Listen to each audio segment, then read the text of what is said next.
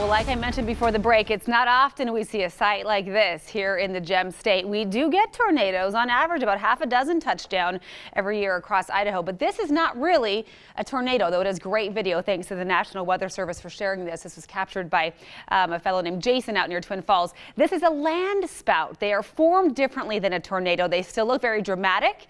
They can cause damage, but the winds are much weaker than a regular tornado just because of how they're formed. So if you're interested in that, stay tuned for my Wednesday weather word. We'll talk much more about those land spouts and how they differ from a tornado, but still great video and something, again, we just don't see very often. So there's that report of that land spout from yesterday right outside Twin Falls. Every other little blue circle you see here on my 12-hour loop are wind gusts that were reported yesterday, 40 to 50 mile per hour wind gusts. One of those gusts in Nampa downed a tree on the NNU campus. That's what we're seeing there. So all of the storm activity from last night over and done with. These are those convective thunderstorms that we'll see over the next couple of days. Convective meaning they will usually form in the afternoon when we get our warmest point of the day, and then you combine some moisture in there. We get that lift in the atmosphere. Of course, the air cools, condenses, and it keeps gaining energy and eventually can produce some of those thunderstorms. So the available energy and moisture is from a system that is still sneaking by to our east. It'll dive south today, still sending some moisture our way, some instability our way as well.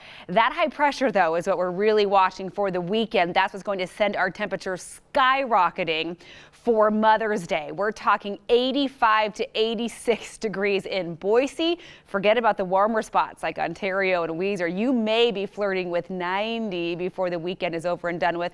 We'll also see some possible record-setting heat in the Pacific Northwest by the end of the work week. But we do have a couple of days of possible thunderstorm activity to get through first. So here's our futurecast. This is this evening around dinner time. Some spotty mountain showers and storms are possible. We stay nice and mostly clear tomorrow, 9 o'clock tomorrow morning. Some models are hinting at a chance of some showers rolling through. Look at the direction coming from the east, headed to the west. That's the opposite of where we normally get our weather from, right? And then there is a chance of Treasure Valley by tomorrow afternoon.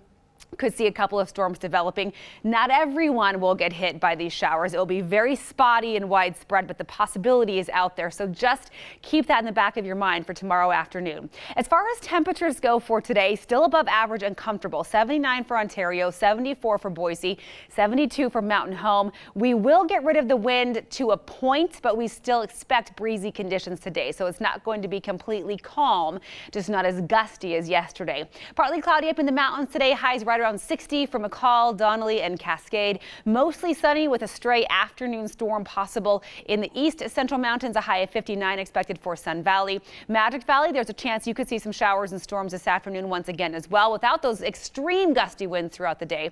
And a high of 65 expected in Twin Falls. So tomorrow, as those storms possibly pop up, we'll have cooler air in play as well. Briefly, 68 our high tomorrow, which looks cold almost compared to what is going to happen over the weekend, Jillian? Look at Mother's Day and then Monday. 85 and 86. Yeah, it'll feel cold. It will. It will, which is actually, though, normal just compared to all these other temperatures. It seems on the cool side.